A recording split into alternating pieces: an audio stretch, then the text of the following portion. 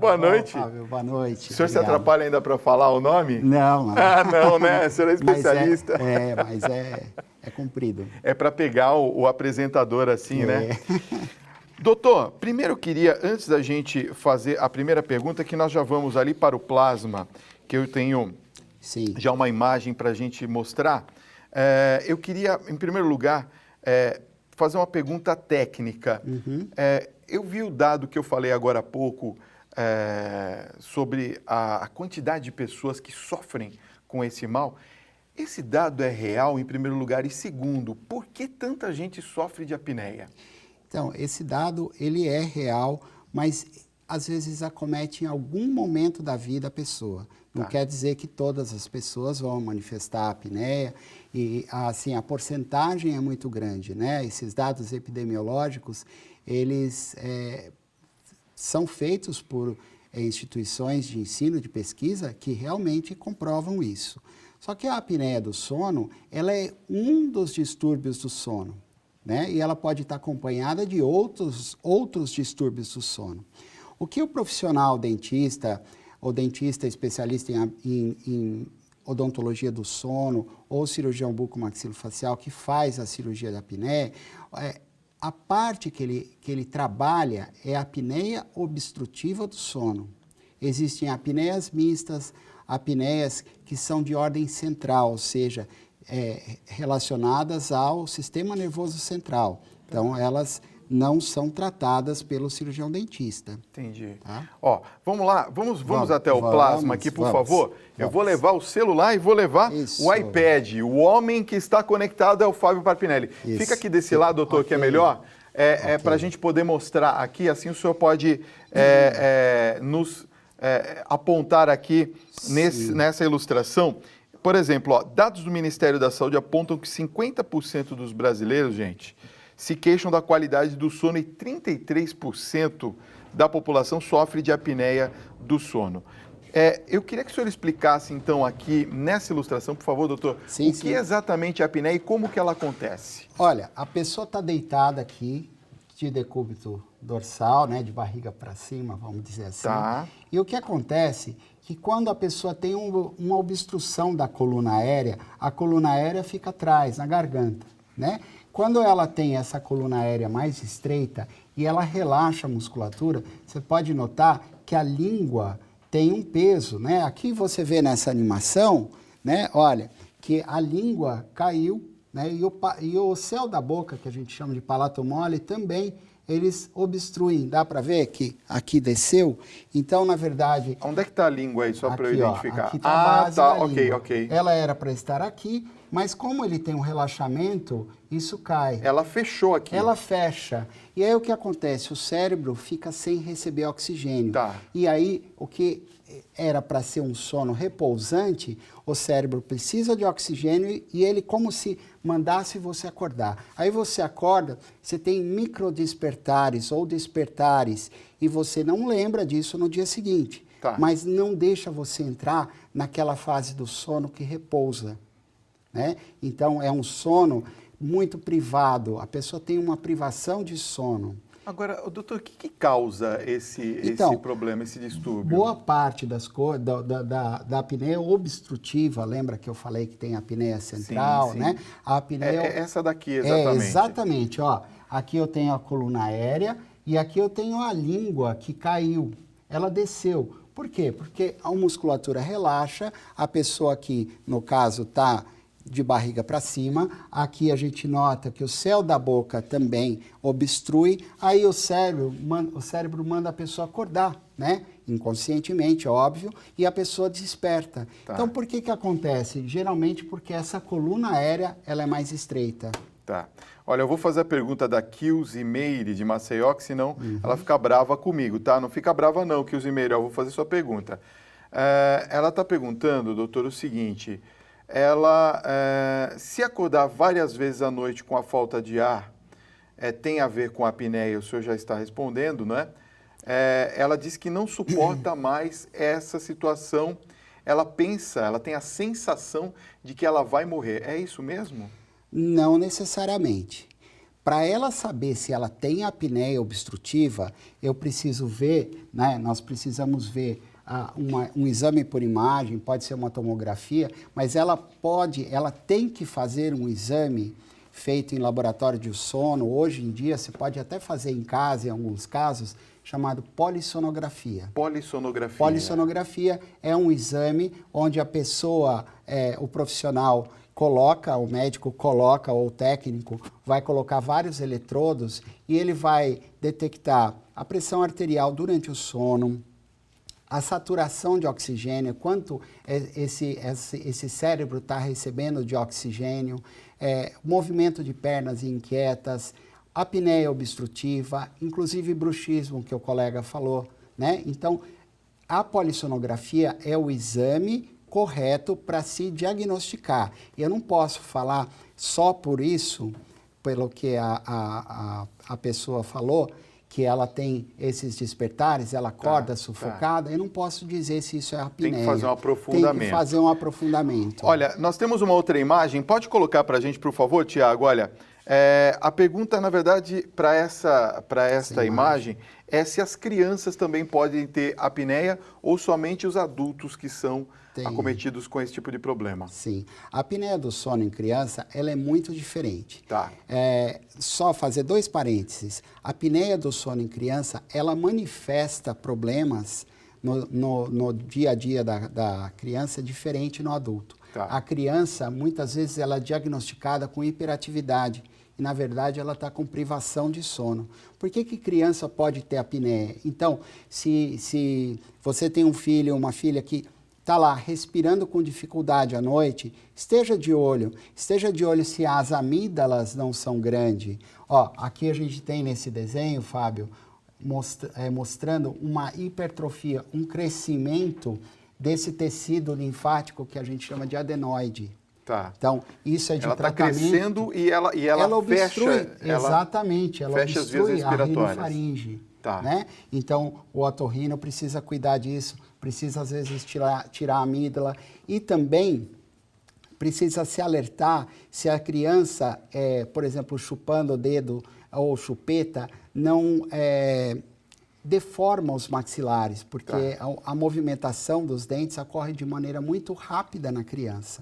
Então, às vezes, ela chupa o dedo, ela deforma o maxilar. O que acontece? Ela vai ter problemas de mastigação e problemas que vão deixar ela ser uma respiradora bucal, uma respiradora oral. Então, Entendi. Isso pode sim prejudicar e causar apneia na criança. Olha, nós temos uma outra imagem, coloca pra gente aí, por favor, Tiago. Eu quero saber, por exemplo, a respeito do diagnóstico. Exatamente, isso que a assim gente estava feito. falando. Vários eletrodos que vão Tá. medir a saturação de oxigênio, frequência cardíaca, movimentos involuntários da perna, bruxismo, apneia obstrutiva. Então, esse é o exame completo, é o exame de eleição para a gente dizer, você tem a apneia obstrutiva do sono. E os tratamentos, doutor? Aí a gente basicamente vai esbarrar em 3 tratamentos. Um que é comportamental. Tá. A apneia, ela tem muito a ver, pessoas que não tinham apneia e que passam a ter apneia com ganho de peso. Tá. Toda vez que uma pessoa engorda, ela vai engordar na cintura, ela vai engordar na circunferência do pescoço, mas ela engorda também ao redor das vias aéreas. Ah, entendi. Ela tem gordura na parte Tá. da base da língua. Isso faz com que a língua caia. Uma outra pergunta com relação a essa Durante questão o da sono. gordura. Por exemplo, aquelas pessoas que engordam também costumam roncar um pouco Sim. mais. Quem tem apneia ronca também? Ronca. Quem tem apneia ronca. Quem apenas ronca pode ser que não tenha apneia, tá? Então, quem tem apneia ronca. E às vezes tem uma parada de ar muito feia, muito sufocante. Esse é um outro exemplo de polissonografia. Hoje em dia você tem centros que entregam esse aparelho, né, que vai fazer a medição da polissonografia, vai o técnico na casa da pessoa, coloca os eletrodos e a pessoa vai dormir com aquilo. Tem pessoas que não conseguem dormir num centro de medicina do sono. Tem mais imagens aí, Tiago? Solta pra gente, por favor. Tem mais uma de tratamento, né? Pode soltar. Isso. Esse é o Nossa, tratamento esse aqui é clássico. esquisito. Ah, é o clássico? Esse é o Mas mais... a posição dele está correta? A posição dele está correta. Veja que ele não está de barriga para cima. Pois é. Justamente para que a língua não caia. Mas com esse... Ok. A língua, quando eu disse que a língua cai, na verdade não é porque ela cai. Ela relaxa e ela vai obstruir aquela porção da faringe. Tá. Olha só, esse é um aparelho que tem aqui uma mangueira que vai estar ligado na mesa de cabeceira da cama da pessoa, com um compressor de ar. Tá. Ele é chamado de pressão positiva de ar, aparelho de compressão. Então, ele joga o ar com pressão nas vias aéreas e faz a pessoa respirar. Então, aquela passagem de ar que está obstruída, ela é desobstruída por um ar forte que passa ali. Tá. Entendeu? Ele chama CPAP. CPAP. É o tratamento de eleição número 1 no mundo. Tá. Então, eu tenho o tratamento comportamental, que é emagrecer, atividade física, hábitos saudáveis. E eu tenho o tratamento como aquele que é o CPAP, que é a pressão positiva. Tá. Ok, aquele lá é o número 1 no mundo. Outra coisa que a pessoa pode lançar mão é esse tipo de aparelho. A principal área de obstrução, as duas principais áreas, Fábio, são atrás do céu da boca, que a gente chama de palato mole, área de obstrução, e na base da língua. Então, são as duas principais áreas de obstrução que a gente tem na via aérea. Esse é um aparelho feito por dentistas, que em geral são especializados em odontologia do sono, e que propulsiona a mandíbula, joga a mandíbula para frente. Então, o maxilar é jogado para frente. Né? Isso, tá vendo que ele está para frente? Tá. Então, a mandíbula está para frente e ela leva a base da língua para frente. Entendi. E aí a pessoa passa a respirar. Entendi. Um dentista especialista em odontologia do sono faz esse aparelho, confecciona e aí ele vai medindo. Obviamente, depois, com esse aparelho, para testar, esse é o CPAP, mas com aquele aparelho para testar, que é um aparelho desse, que tem movimentação, que ele pode movimentar para os lados, mas ele sempre vai estar à frente, jogando a língua também para frente. Então, desobstruir a passagem do ar. Muitas vezes, aquele primeiro tratamento, que é o CPAP, que é o melhor que tem atualmente, né, do ponto de vista conservador, o paciente não suporta, porque ele vai usar a vida inteira, todos os dias. Se faltar energia, pode parar o aparelho, obviamente ela pode ter uma noite de sono mal dormida, mas ele é um aparelho excelente. Quando a pessoa não quer um tratamento como o CPAP, ela pode ter esse recurso do aparelho, a gente chama de aparelho intraoral, dispositivo intraoral, de propulsão da mandíbula. Tá? Doutor, quando que é necessária a cirurgia? Então, eu tenho muitos pacientes que não se adequaram ao CPAP, não querem aquele CPAP, né, que é aquela pressão. Não se adequaram ao aparelho intraoral. Então, esse é um candidato bom para esse tratamento cirúrgico. Existem N tratamentos cirúrgicos. A gente tem um grupo de otorrino. O grupo de otorrino, eles fazem as cirurgias nasais que precisam.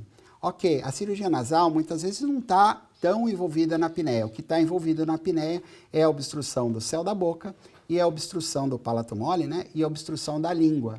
Então, a gente faz a cirurgia no maxilar, que avança tanto o maxilar superior e o maxilar inferior.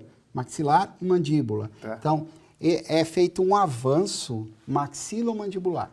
Então, esse avanço, depois, com os ossos em posição, eles são fixados com essas plaquinhas de titânio.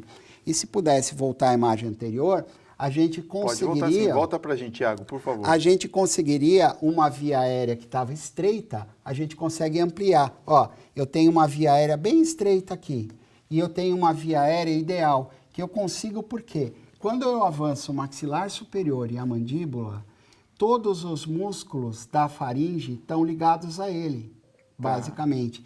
Então, eu trago isso para frente, eu amplio essa área que a gente tem de faringe. Agora, uma pergunta. Esse tipo de cirurgia, volta novamente à última imagem aqui, por favor. Do crânio. Do crânio, Thiago. Isso. Ela não deforma a parte estética? Na verdade, sempre tem um ganho estético. Quando a gente recebe esses pacientes para tratamento cirúrgico, o paciente realmente deseja o tratamento cirúrgico, tem indicação, né? Quer dizer, ele já fez outros tratamentos, não deu certo. O índice de apneia dele é muito alto, ele tem uma saturação de oxigênio muito baixa, né? Então ele tem indicação para cirurgia. Ok, a gente faz com fotos e radiografias a simulação de como ele vai ficar, porque tem alterações estéticas. Geralmente, Fábio, é para melhor.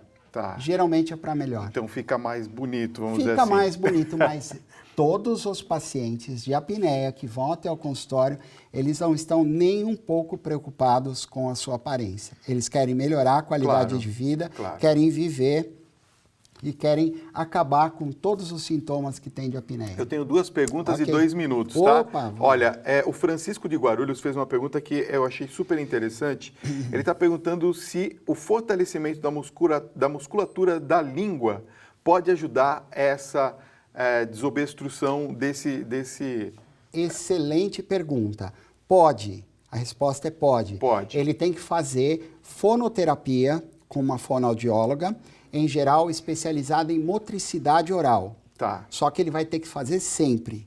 Mas é muito importante se ele topar, se ele realmente aderir ao tratamento de fortalecimento da musculatura, ele vai precisar fazer esses exercícios constantemente. Mas é um ótimo tratamento também. E uma pergunta que eu vou finalizar aqui a nossa entrevista. A apneia pode levar uma pessoa à morte? Pode. Pode. Hoje em dia é sabido, Fábio, por pesquisas científicas epidemiológicas, né, que envolvem muitos pacientes, que ela aumenta o risco de doenças cardiovasculares, ou seja, infarto e derrame. Ok, isso já era sabido há muito tempo. Mas a partir de 2014, um estudo muito grande, multicêntrico, em vários centros do mundo, foi publicado o artigo que aumenta a incidência de câncer. Porque ela está ligada à privação de sono ao estresse. E o estresse diminui a imunidade também. Doutor, acho que esclarecemos Obrigado. quase ou na totalidade as dúvidas das pessoas. Obrigado pela sua presença nessa agradeço, noite, viu? Fábio.